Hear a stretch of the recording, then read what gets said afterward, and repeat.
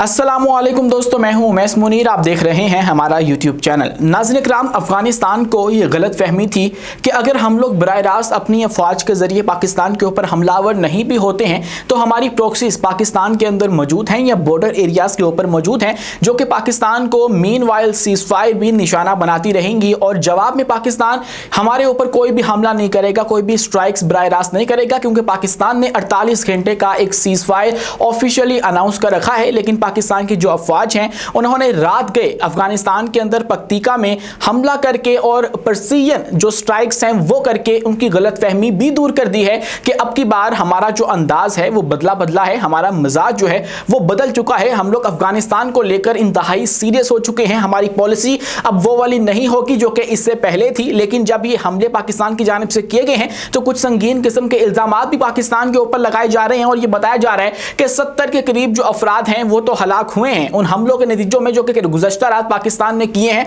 और उसके अंदर जो अफगानिस्तान के क्रिकेट बोर्ड है वो ये कह रही है कि हमारे जो क्रिकेट टीम के कुछ अहम प्लेयर्स थे वो भी इसके अंदर हलाक हो चुके हैं। तो इसीलिए पाकिस्तान के अंदर जो कि जल्द ही होने वाली एक टीमी एक सीरीज थी T20 वो भी होने वाली थी, अब वो भी नहीं होगी। और क्यों नहीं होगी, इस हवाले से क्या अपडेट्स हैं आज की वीडियो में आपके सामने रखेंगे। और इन हमलों के बाद एक बहुत बड़ी बैठक जो कि दोहा के अंदर शुरू हो चुकी है। ट्रंप ने चूंकि कह दिया कि भाई अब मैं थक चुका हूं, मुझे पता है कि अफगानिस्तान और पाकिस्तान का क्या मसला है, पाकिस्तान ने अफगानिस्तान को क्यों निशाना बनाया है और मैं इस मसले को बहुत ही आसानी से रिजॉल्व कर सकता हूं, लेकिन मैं करूंगा नहीं। लगता यह है कि ट्रंप जो है वो अब थक चुका है और उसको जब किसी चीज का इनाम नहीं मिल रहा, उसे नजर आ रहा है कि मैं ये सुलह करवा भी देता हूं, जंगबंदी करवा भी देता हूं, तो फिर भी मुझे जो नोबेल पीस प्राइज है वो नहीं मिलेगा, तो मैं क्यों कर करवाऊं। और इसके अंदर उसको कोई बेनिफिट भी जो है वो नजर नहीं आ रहा। और अमेरिका जो है वहां पर कोई भी फ्री लंच नहीं होता है, ये आपको पता है। कोई भी काम आपका अमेरिका के साथ अगर एसोसिएट है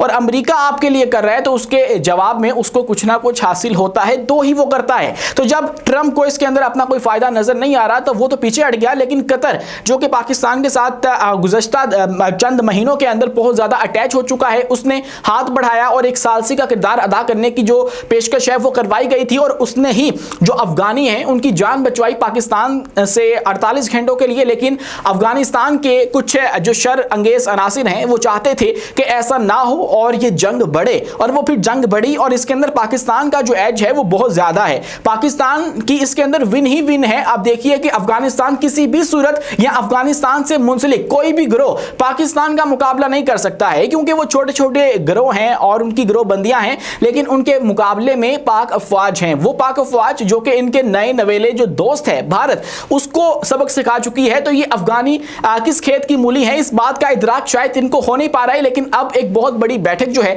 आज के रोज होने जा रही है दोहा के अंदर, और वहां पर मुज़ाकरात होने वाले हैं। उसके अंदर क्या होगा, क्या कुछ होने वाला है, उसके लिए कैसे अब इनके जो आला अस्करी क़यादत है वहां पहुंच चुकी है। और पाकिस्तान की जानिब से जो हमारे इंटेलिजेंस चीफ हैं वो वहां पर पहुंच चुके हैं और हमारे जो डिफेंस मिनिस्टर हैं वो भी वहां पर पहुंच चुके हैं। लेकिन ये मुज़ाकरात भी खटाई में पड़ते हुए नजर आ रहे हैं। तमाम तफसीलात आपके सामने रखेंगे इसी वीडियो के अंदर। लेकिन उससे पहले हमारी आपसे 10% गुजारिश है कि इस चैनल को लाइक कीजिए, सब्सक्राइब कीजिए और बेल आइकन को लाजमी दबा दीजिए ताकि हर नई आने वाली वीडियो आप तक बर वक्त पहुंच सके।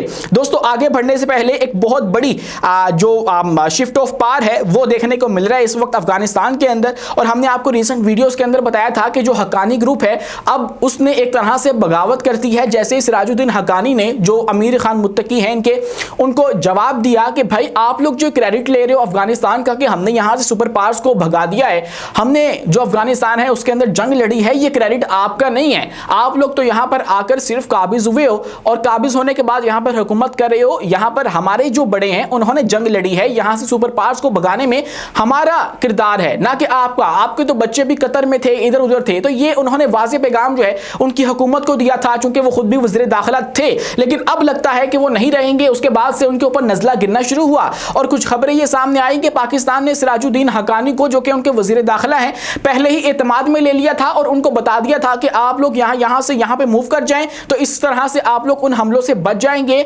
और उनको पहले ही ये हमले बताकर किए गए थे। ये इल्जाम अफगानी मीडिया की जानिब से पाकिस्तान के ऊपर लगाया गया। इसका जवाब पाकिस्तान ने ऑफिशियली ऐसे नहीं दिया है। लेकिन उसके बाद हुआ ये कि जो नायब वज़ीर दाखिला थे, जो सिराजुद्दीन हक्कानी के एक करीबी साथी समझे जाते थे, उनको फौरी तौर पर हटा दिया गया। और अब ये भी कहा जा रहा है कि उसकी जगह एक और बंदा लाया जाएगा और उसके साथ ही साथ जो सिराजुद्दीन हक्कानी है उनको घर के अंदर नजरबंद भी कर दिया गया है, चूंकि उनको एसोसिएट किया गया पाकिस्तान के साथ। कुछ अफगानी मीडिया जो आउटलेट्स हैं उन्होंने ये इल्जाम लगाया, उसके बाद उनके अपने जो बयानात हैं उन्होंने जब अमीर खान मुत्तकी की जो अपसर्ड बातें थी उनको काउंटर किया, तो उसके बाद फिर उनके ऊपर ये तमाम तर नजला गिरा है। अब ये किस तरह की शख्सियत है पाकिस्तान के साथ, ये किस तरह से पेश आएंगे अगर इनको लाकर इनकी जो सुप्रीम लीडर है उसकी जगह बिठा दिया जाता है, ये अलग डिबेट हो जाएगी। या फिर ये शिफ्ट ऑफ पावर पाकिस्तान के हक में है या फिर नहीं, ये भी एक अलग डिबेट हो जाएगी। लेकिन अब तक का ये है कि सिराजुद्दीन हक्कानी का नाम जिस तरह से ही पाकिस्तान के साथ एसोसिएट किया जाने लगा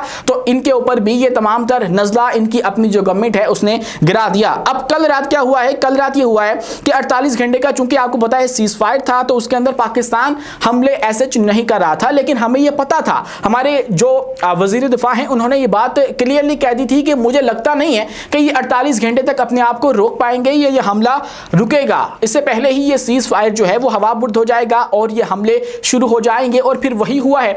और उसके बाद 48 घंटे अभी शायद मुकम्मल भी नहीं हुए थे, चंद ही घंटे बाकी होंगे कि पाकिस्तान के अंदर जो फितनल खारिज है उनकी कार्रवाइयां शुरू हो गई और पाकिस्तान के शुमाली वजीरिस्तान में या फिर दीगर इलाकों के अंदर खुदकश हमलों को भी पाकिस्तान ने नाकाम बनाया, मुतअद्दिद जो खारजी हैं उनको भी हलाक किया। लेकिन इसका जवाब पाकिस्तान ने फौरी तौर पे गुज़श्ता रात दिया, और हमने जवाब ये नहीं दिया कि हम लोग अपने मुल्क के अंदर ही इंटेलिजेंस बेस्ड ऑपरेशन करेंगे, बल्कि हमने सरहद पार जाके पक्तिका जो सूबा है अफगानिस्तान का, और वहां पर भी जो खारजियों के ठिकाने हैं उनके ऊपर बमबारी की है। हमने उनके अंदर अपने ड्रोन्स का इस्तेमाल किया है और उसके अंदर बताया जा रहा है कि 70 से ज़ायद जो दहशतगर्द हैं वो मारे गए हैं। और पाकिस्तान के मुताबिक हमने जो उनका हाफिज गुल बहादुर ग्रुप है उसको निशाना बनाया है, और उसके बाद जो नूर वली महसूद ग्रुप था उसको हमने रिसेंटली निशाना बनाया था। यानी कि कोई भी दुश्मन अब की बार बचेगा नहीं। पाकिस्तान इस पॉलिसी के ऊपर चल रहा है, हाँ वो किसी भी ग्रुप से ताल्लुक रखता हो, अगर वो पाकिस्तान के अंदर कोई भी एडवेंचर करता है,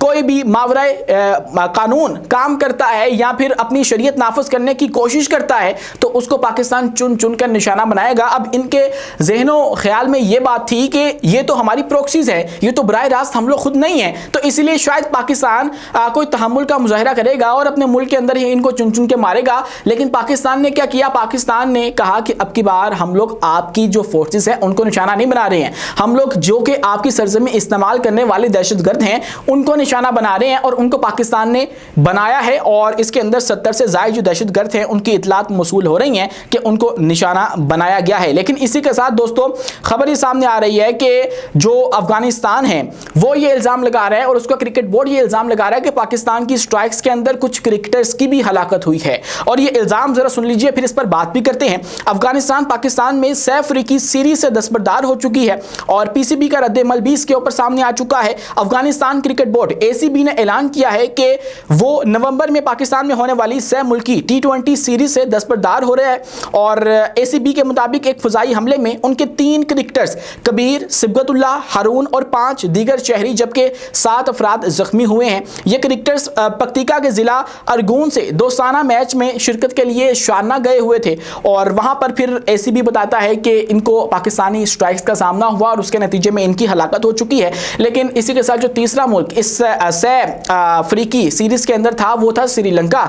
तो अब ये भारत वाला ही काम हो रहा है कि खेल के मैदान को भी मैदान जंग बनाया जा रहा है, खेल के अंदर भी सियासत को लेकर आया जा रहा है। बाहमी इख्तलाफात जो भी थे उनको अवामों के जहनों के अंदर यूं फीड किया जा रहा है कि कल को ये अवाम भी एक दूसरे के मुखालिफ हो जाए, जैसे मोदी सरकार ने हिंदुत्व माइंडसेट उनके लोगों के जहनों के अंदर फीड कर दिया है। अब ये भी यही लोग जो है वो कोशिश कर रहे हैं, शायद ये जो तरीकाकार है सारा वहाँ का जो है वो सीख कर आए हैं और अब पाकिस्तान के ऊपर अप्लाई करने की कोशिश कर रहे हैं। लेकिन पाकिस्तान ने भी इसके ऊपर रद्द-ए-अमल दिया है, और अफगानिस्तान क्रिकेट बोर्ड के बयान के बाद पाकिस्तान क्रिकेट बोर्ड ने भी एक बयान जारी किया जिसमें कहा गया कि ट्राई नेशन T20 सीरीज अपने शेड्यूल के मुताबिक होगी।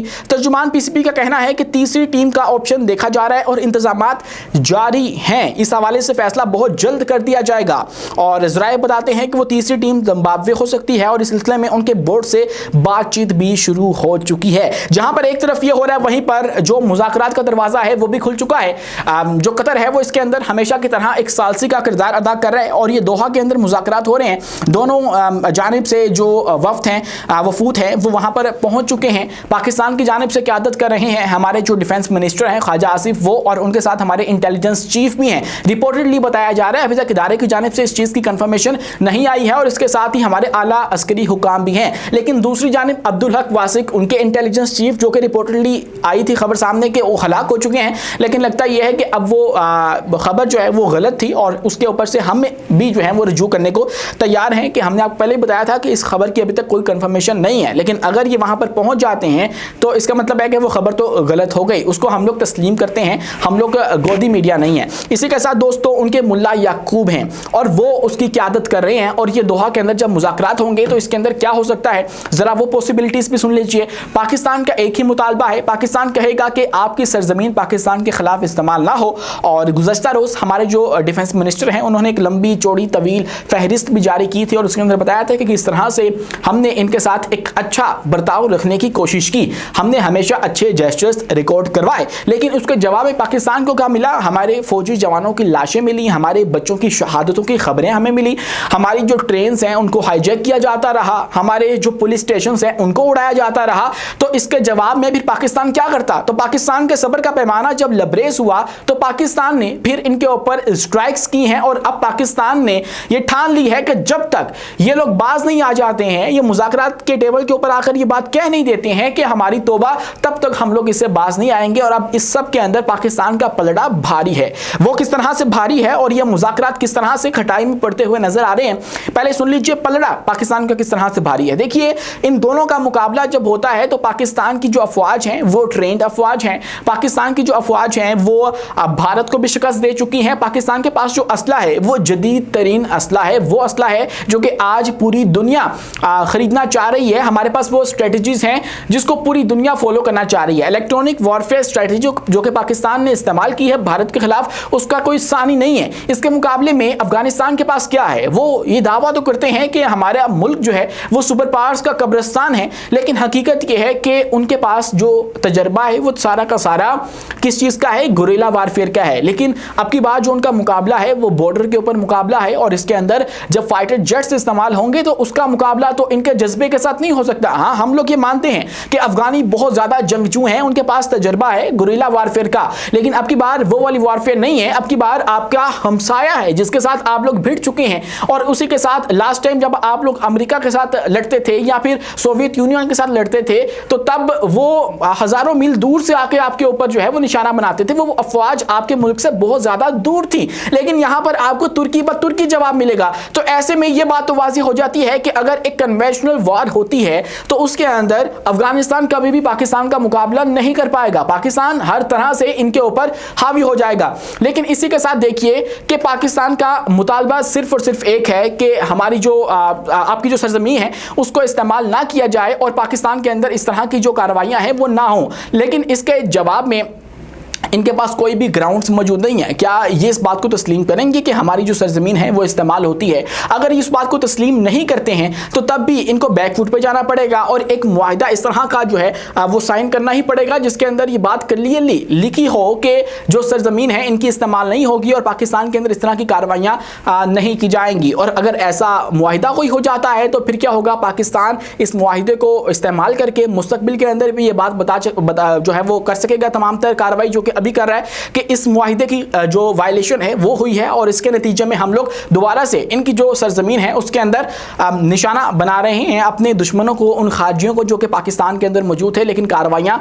वहाँ पर कर रहे थे। तो यूँ पाकिस्तान जो है वो इस सारे मामले के अंदर एक एज रखता है। इसके साथ ही दोस्तों ये मामला खटाई में पड़ जाएगा। क्यों पड़ जाएगा, उसकी मुतअद्दिद वजूहात हैं, लेकिन सबसे बड़ी वजह यह है कि दोनों जानिब से जो वफूद चुने गए हैं वो दोनों के दोनों हार्ड लाइनर्स हैं। मतलब मुल्ला याकूब जो हैं वो कल के रोज बैठकर अफगानिस्तान के अंदर रिपोर्टेडली ये बातें कर रहे थे कि ड्यूरन लाइन को हम लोग वक्त आने पे खत्म कर देंगे, यानी कि पाकिस्तान के ऊपर कब्जा कर लेंगे। तो यहाँ से हमारे जो डिफेंस मिनिस्टर हैं ख्वाजा आसिफ वो भी किसी से कम नहीं है। उनका मौकिफ आपने पिछले चंद महीनों के अंदर वाज़ेह तौर पर देख लिया है कि किस तरह से वो अफगानियों को नमक हराम समझते हैं और उसके बाद वो बताते हैं कि किस तरह से जाकर ये भारत की गोद में बैठ चुके हैं। तो दोनों जानिब से ये हार्ड लाइनर्स चुने गए हैं। तो इसका मुझे कोई एक पॉजिटिव नतीजा नजर नहीं आ रहा है कि ये किसी नतीजे नतीजे पे पहुंच भी पाएंगे तो हो सकता है कि ये मामलात बिगड़ जाए, और जब ये मामलात बिगड़ेंगे तो फिर अफगानिस्तान का ही नुकसान होगा। पाकिस्तान के अभी तक 26 या 27 जो फौजी एहलकार हैं वो शहीद हुए हैं, लेकिन इसके